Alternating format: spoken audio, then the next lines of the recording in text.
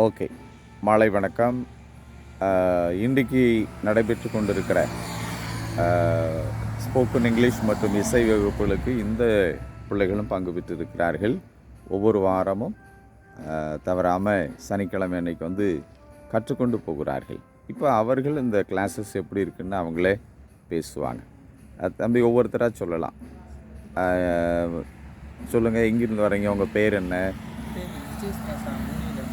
ஊனையூர்லேருந்து வர்றீங்க. சரி சரி. எத்தனாவது வகுப்பு படிக்கிறீங்க?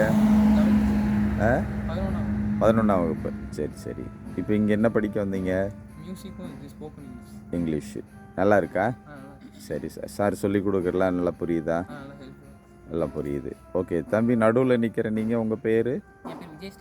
விஜய் ஸ்ரீகாந்த். எங்கேருந்து வர்றீங்க? உனையூர். 2 பேரும் பிரதர்ஸ் தானா? சரி சரி. நீங்கள் என்ன படிக்கிறீங்க? ஓஹோ, எங்கே? செந்தூரான் காலேஜில். சரி. இப்போ இங்கே வந்து நீங்கள் மியூசிக்கு இங்கிலீஷ் கிளாஸ்க்காக வந்துருக்குறீங்க. ரைட். எப்படி நடத்துகிறாங்க? புரியுதா? சரி. ஆங்கிலம் பேச முடியாமல் தானே பிரச்சனையாக இருக்குது. இந்த மாதிரி வகுப்பு வரும்பொழுது ஈஸியாக பேச புரியுதா? சரி சரி. சார் நல்லா சொல்லி கொடுக்குறாங்களா? சரி சரி சரி. ஓகே. நீங்கள் இவங்களுடைய தாயார் இல்லையா? எங்கிருந்து வர்றீங்க நீங்கள்?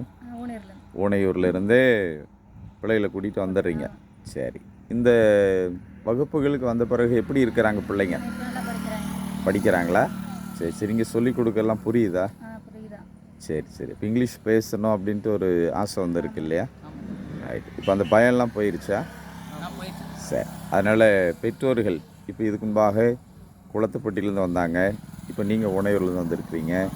பெற்றோர்களும் உங்கள் பிள்ளைகளோடு வந்து இங்கே இருந்து பிள்ளைகளை படிக்க வச்சு கூட்டிகிட்டு போகிறது ஒரு நல்ல விஷயம். அதனால் இது வரைக்கும் நீங்கள் படிச்சிருக்கிறீங்க. நல்லா படித்த பிறகு உங்களுக்கு சான்றிதழ்கள் கிடைக்கும். அது அரசு வேலைகளுக்கு போகும்பொழுது உங்களுக்கு உதவியாக இருக்கும்.